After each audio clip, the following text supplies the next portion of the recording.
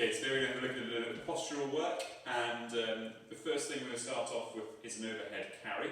So I'm going to ask you to pick the bar up. This is a form of weightlifting bar, if you like.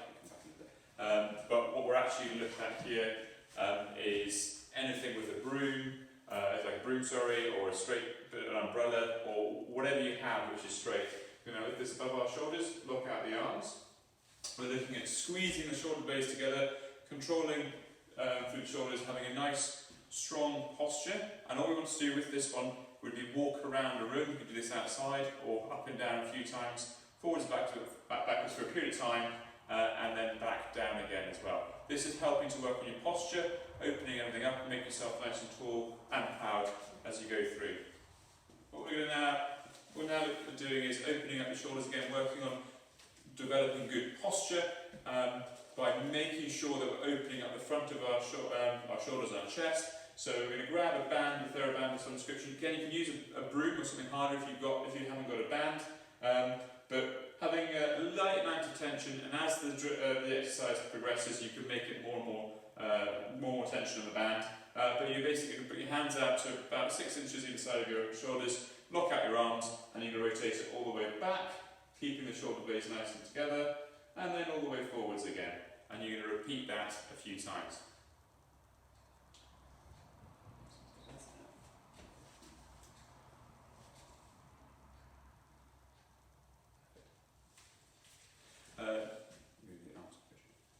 So now we're going to look at separating the arms like this a little bit.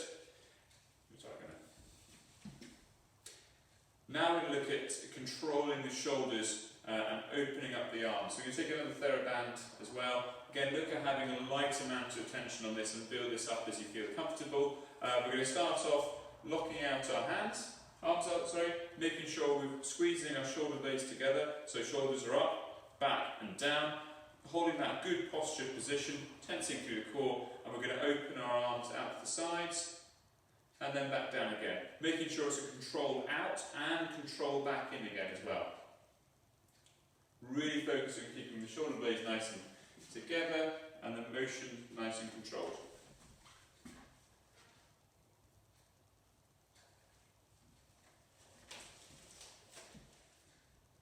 Now we're going to look at the Swiss ball rollout. So what we're going to do is find a Swiss ball, get yourself into a plank position on the ball. This can be done either from your knees or on your feet, if you prefer to have your feet. You can set up into that nice plank position there, and what you now do is extend your hands forwards and backwards. A little bit like you're in the aerial bar position and holding it. We're looking at being nice and strong through the whole of your core here, keeping your shoulder blades nice and controlled, and making sure your hips aren't dipping or rotating as you do this. It's a nice controlled movement. As mentioned, this can be done from the knees or from the toes, depending how you feel. So we're going to look now at an exercise called donkey toes. We're going to get into our all fours, making sure again we're setting up a good platform, hips and shoulders nicely aligned.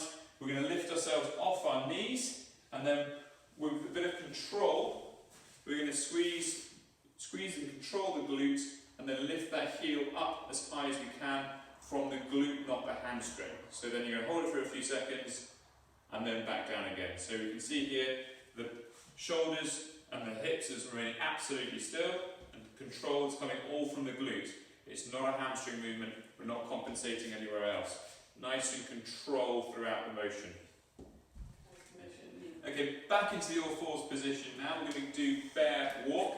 So we're getting to all fours position. The hands are directly beneath the shoulders. We're setting ourselves up with a good neutral spine. Hips are nicely aligned as well. Lift ourselves up off our knees, onto our toes, keeping that nice neutral position. Making sure the core is tucked up. We're going to then take a walk forwards, trying to keep the pelvis and the shoulders as still as possible, and the control of the movement is there as we move forwards and then backwards.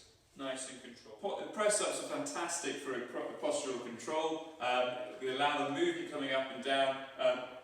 You're not allowed to sink in, no slumping forward, moving the head or anything like that. So a good plank position from a press up is an excellent way of making sure that you're able to have good posture. So we're going to get down into a press up position. You can do the press up either from your knees, or you can also go from the toes, depending how you feel. Want to put the hands directly beneath the shoulders, set the core, make sure your hips and your shoulders are coming down in line with one another, so you're not dipping the shoulders down and the hips or vice versa, and you're going to sink down into the press up position and then back up again like that. Nice controlled press up. Good. Not sinking through the hips or anything like that either. Same's true for if you're doing it off your knees. However, we're going to keep that nice line between your hips and your shoulders all the way through. Finally, we're going to look at last bit of postural control by putting a bit of lateral instability into the mix as well by using the Swiss ball and holding a plank position. So we're going to get into that plank position again. This can be done from knees or from the toes we've got here. We're now going to go in little circles, which are going to be either clockwise or anti-clockwise, but you have to do the same number each direction. Again, making sure that the pelvis and the shoulders are fairly controlled, and we're trying to move everything from beneath the shoulders. Everything else is trying to remain as still as we possibly can make it.